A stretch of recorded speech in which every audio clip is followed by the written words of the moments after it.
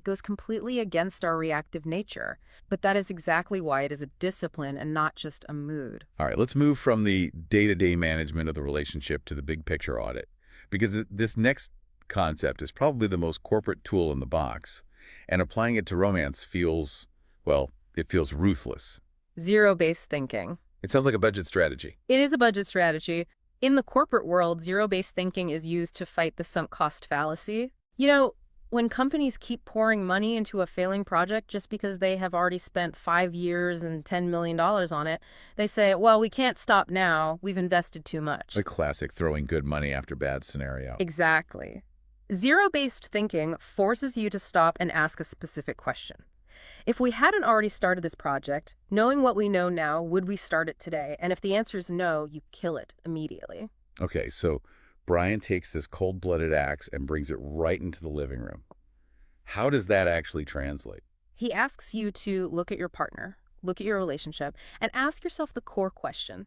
Knowing what I know now, knowing their habits, knowing how they argue, knowing their relationship with money, knowing their relationship with their mother, if I were not currently in this relationship, would I start it again today? Oof. That is a heavy question. If you are listening to this right now, just let that sink in for a second. It's terrifying because it strips away all the history. It doesn't matter that you have been together for 3 years. It doesn't matter that you share a dog or a lease. It asks you to evaluate the deal as it stands right now, today. But how do you really know if the answer is no? Because our brains are very, very good at rationalizing.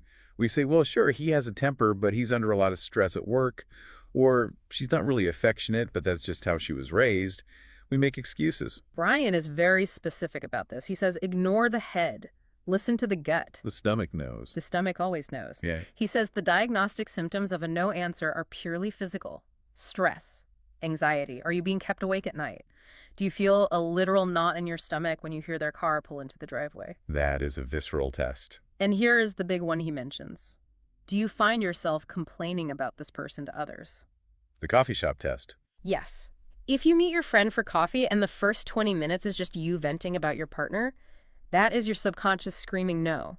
That is your body rejecting the situation while your brain desperately tries to patch it up. So let's play out the nightmare scenario. A listener is driving to work right now. They ask the question, knowing what I know now, would I get into this relationship again? And the answer in their gut is a resounding no. Then comes the get out clause. Which is? In business, if a division fails the zero-based test, you shut it down. Brian applies that exact same logic. He says if the answer is no, the only remaining question is, how do I get out and how fast? How do I get out and how fast? That sounds so cold. It sounds like you're abandoning a sinking ship. It can definitely sound that way. But the expert view here, and I think Brian's view as well, is that it is actually the most compassionate thing you can do. Compassionate. Breaking up with someone fast is compassionate. Think about the alternative. The alternative is staying in a relationship that you have already internally rejected. You are wasting your own time, and you are wasting their time. You are keeping them trapped in a situation where they are not truly wanted. That's true. It's a form of deception to stay. You're pretending to be in while you're mentally checking out. Exactly. You are robbing both of you of the chance to go out and find a yes. By ripping off the Band-Aid, you are setting both people free.